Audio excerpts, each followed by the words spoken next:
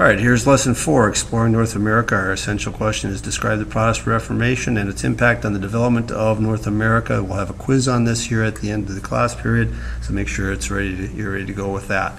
And check your understanding on this. Describe is our action task word. Topic is Protestant Reformation. We want to know the characteristics of it and its impact on North America. If you make a T-chart on the left side, it just looks like this. Again, we can break down any question into parts, get good practice at that. Simple left side stuff for you. So what we're going to start talking about here is basically the beginnings of a religious movement that is primarily started by a guy by the name of Martin Luther.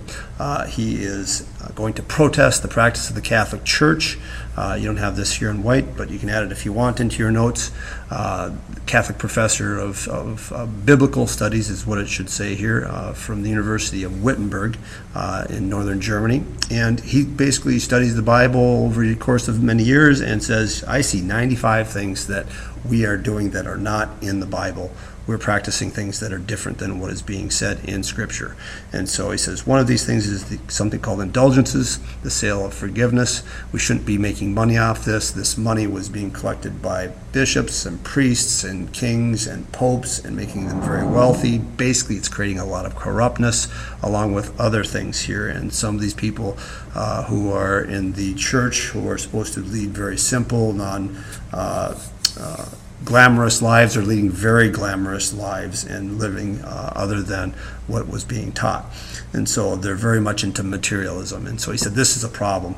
And he also said that faith alone saves. It's not about good works. Your soul isn't saved by the number of good things you do. And basically this kicks off something called the Protestant Reformation. Notice the root word here, protest.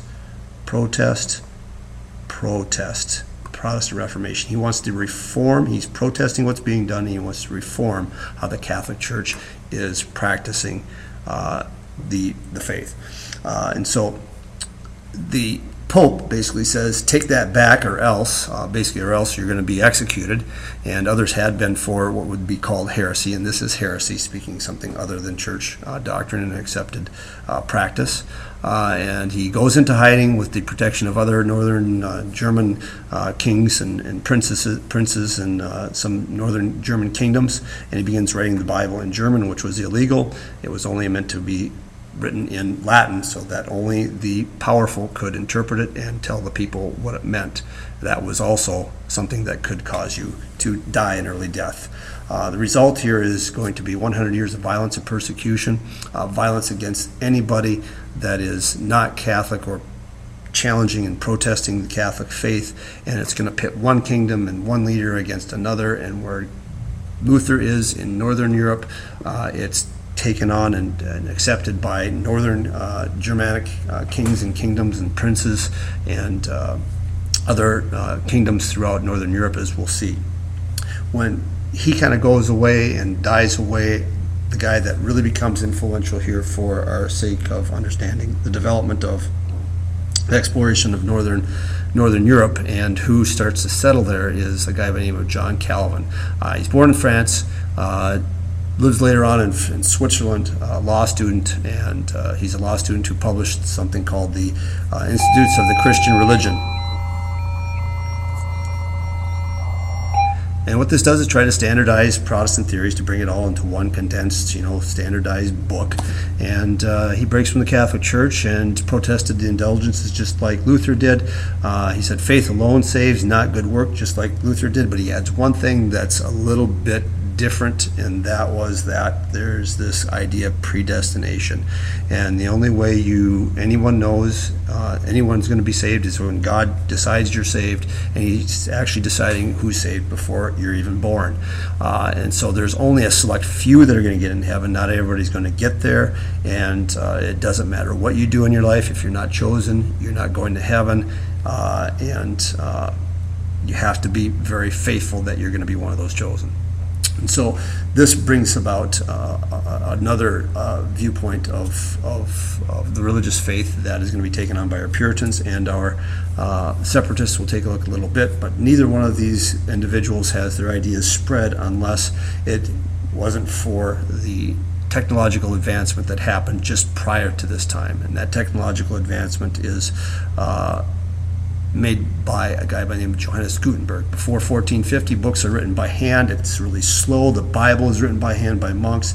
It means that anything written by hand, any book or any text, anything you read is expensive and scarce. Thus, most people don't have the ability to buy it. Thus, they have no reason to learn, to read or write. And again, mostly monks and monasteries control it. You don't necessarily have this in your notes either, but it's just for your background information. And the Bibles, of course, were written in Latin by monks, and the church controlled this, and it was by law that it was only going to be Latin. Couldn't be written in another language. That was illegal. Didn't want the masses to be able to read it and interpret it, and they would thus lose control of what the laws and the rules of the church were. And other people would come up with their own ideas. And so he comes up with this printing press with movable type and letters. He uses it over and over again, and it results in mass production of text, reduces the price of things, the availability of things in print goes up.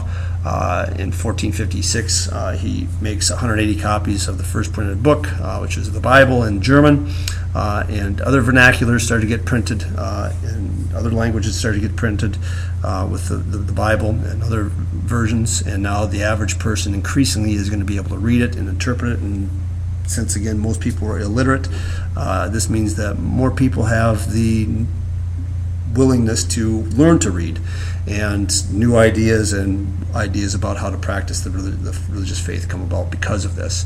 And so this really changed the world. It helps really begin the Renaissance all over Europe with the exchange of all kinds of other ideas and the exploration that's going on. People are reading about it. All of these things going on. It's just a flood of information.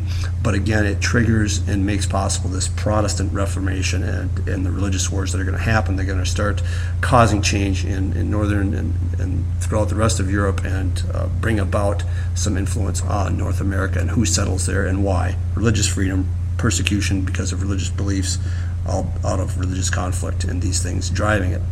All right, so here's what we're looking at here again. Here's kind of the results toward the end of beginnings of our next chapter here a little bit. This Reformation and Protestant Reformation and wars results in different groups of religious sects being developed here out of Calvin's beliefs. Again, Calvin kind of originates here in his ideas and sets up a little kingdom here, and there's a little power structure here in Geneva, Switzerland, and some of these ideas and some of his preachers that went out talking to people in the rest of Europe pass on Calvinism into England and into Holland and into northern Scotland. These would be the Puritans and Dutch Reformed Church and Presbyterians, for example. And of course, here's our Puritans, and here are our Separatists. Our Separatists are also known as our Pilgrims. We're familiar with them. This is what's influencing them and their thinking, and of course, this is going to cause conflict for them. So these guys really have created a great deal of conflict in Europe because of religion, and this conflict is going to push people out to our new world. So this brings us to the Reformation then that occurs in England at the time, or after these individuals actually. We're looking here at the middle 16th century, the mid-1500s, and it's commonly known that kings really need to have sons in order to inherit their throne and to keep power in the family. And King Henry has a difficult time finding a wife that is going to give him a son. And so his first wife, Catherine, who he was married to for a number of years, has a daughter, Mary, but no sons. And here she is. While he's married to her, he has a mistress on the side, and her name is Anne Boleyn. She becomes pregnant, has a girl, Elizabeth, and hoping that maybe she can bear him a son, he seeks an annulment or a cancellation, divorce, you might say, of the marriage from the Pope. And of course, you have to ask the Pope for this permission of this. Since everybody's Catholic, the Pope says no. Divorce is almost impossible, pretty much impossible, considered a mortal sin, really, in a sense, in the Catholic faith. And he gets mad and figures out a way to make his own church. He basically breaks from the Catholic Church. These items are in your notes. Okay, so make sure you annotate and fill those in. And he divorces Catherine, and he forms the Anglican Church, which basically becomes the national religion of England. And It's also known as the Church of England. You can add that to that line there if you wish. This isn't in your notes. 1534, the Act of Supremacy, you don't have to add it, but basically it's a parliamentary act that says the king is the head of the church, not the Pope, and it bans Catholicism. And so now anybody that wants to stay Catholic and disagrees with what he's doing is going to be persecuted by this king. And here's King Edward and King Henry.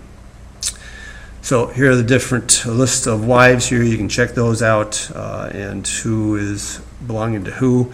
Again, we got lots of half brothers and sisters in here, and the fate of them is kind of bad in most cases.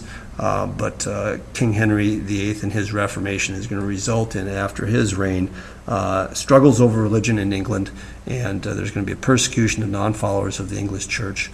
Again, later on is going to develop as Calvinism, these Calvinist ideas promoted by the Puritans. You notice the word here too, pure or purify. They're trying to purify trying to act and carry out the religious teachings in a very pure way. And the separatists are going to break away from the Church of England because they can't see a middle ground and they can't cooperate and live together, so they're going to leave, and the Puritans are going to leave because of this. And so are Catholics in England, who are going to be persecuted by these Anglican or Church of England kings, queens, and rulers. And so later on, after King Henry VIII, and once England and Northern Europe kind of catches up to Spain, people are going to be fleeing because of this persecution to the New World. And when they get to the New World, they're going to be bumping into each other and compete for land. And so the conflict is going to pass from one continent to another. And this will kind of happen in this post-Queen Elizabeth time period here that we'll get into in Chapter 3. Now, and again, looking forward a little bit to what's going to happen here, a good majority of the migration from to North America, answering our question here, is going to come from Northern Europe here, and especially England, where that Anglican Church is trying to push out those that don't want to practice the Anglican, be members of the Anglican Church and want to practice it another way. And so our roots are heavily going to be from the Protestant side of things. Some Catholics later on, but Protestant mostly. All right, so here's kind of how it happens. We've got 1547 to 1553. After Henry dies, King Edward takes over. He's Anglican Protestant, tries to keep things as father wanted it. He's the son of Catherine of Aragon, kind of sickly, never marries, no heir to his name, and so then comes in the question, who takes over? Well, that becomes the daughter of Jane Seymour, who is Mary, and she's hardcore Catholic. And after pushing out a cousin who tried to take power in England, she gains control of things with some military force and support, and Bloody Mary tries to restore Catholicism to England by prosecuting and executing Protestants to drive them out. She even marries a Catholic Spanish prince, Prince Philip of Spain, in 1554. After a few years of trying to produce an heir, with no luck, she dies. And so the Tudor family has to go next in line, and the next in line then is the mother of Queen Elizabeth, who was Anne Boleyn, having her daughter, Elizabeth I, who was hardcore Protestant, meaning here, no, we want to emphasize English Anglican Church Protestant, reinforcing and stabilizing the country, and the Anglican faith in England. And so you don't have any of this other stuff, all these bullets that on these past three monarchs you don't have in your notes, but you do have this one right here. Make sure you go ahead and add this and fill this in. It is Elizabeth that helps stabilize things in England to help them get to the point where they can compete with Spain in the New World and start claiming territory in North America.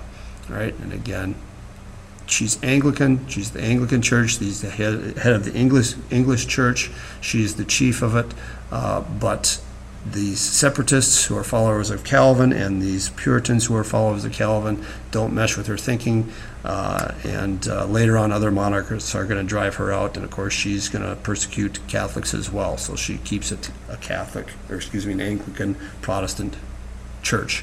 One thing to note, again, the Anglican Church isn't practicing things much different really than the Catholic Church, thus the reason why the Puritans and the separatists are in resistance to them. All right, and other Catholics as well. Pretty much the same. You've got a monarch at the head. And mercantilism is the thing that's driving England and France and Holland to go ahead and explore the New World as well, and for the same reasons that we've talked about before, and you have this in your notes. And so they're trying to gain wealth and resources. You can see where they're going to start exploring up here. I'd encourage you to work on some of those maps for some left side reference for you in your notebook. Go ahead and put some in, draw some of them, or copy and paste them in from the internet, whatever you want to do. But what they're going to be looking for, these three nations, is basically a direct route to Asia. What Columbus wasn't able to do still hasn't been done. There's no way to Asia other than after Magellan here in 1520, 1521, but going around the south tip of Africa, but that's incredibly dangerous, incredibly long, incredibly slow and expensive. They're going to be looking for something called the Northwest Passage here with these northern European countries exploring. You can see them bouncing around here along the coast. They're looking for a waterway to get all the way to the other side, to get to Asia, to get right to the factory of Asian resources and bring it back and become the middleman, as well as trying to get a piece of this new world that they know is completely new now by this time, after Amerigo Vespucci in the mid to late 16th century identified this as being something completely different. And so they're going to start making claims in North America. They're going to start challenging and competing with Spain for these territories. They're going to start bumping each other. There's going to be wars, so on and so forth. And we're going to start moving toward the 17th century, which is going to be the age of Queen Elizabeth, or Queen Elizabeth's country. She's going to die in 1603, but it's going to be 4 years afterward before there's actually a permanent settlement after her death. Then there will be a permanent settlement called Jamestown right here. But again, she stabilized things economically and religiously here in England to make it happen. Here's some things to put on the left-hand side. You could do some more chart work in your notebook as well. Page 51 is where the lesson is. The map on 61, again, kind of highlights some of the explorations there and the exploration charts. Be ready for your test next class. Thank you and have a good day.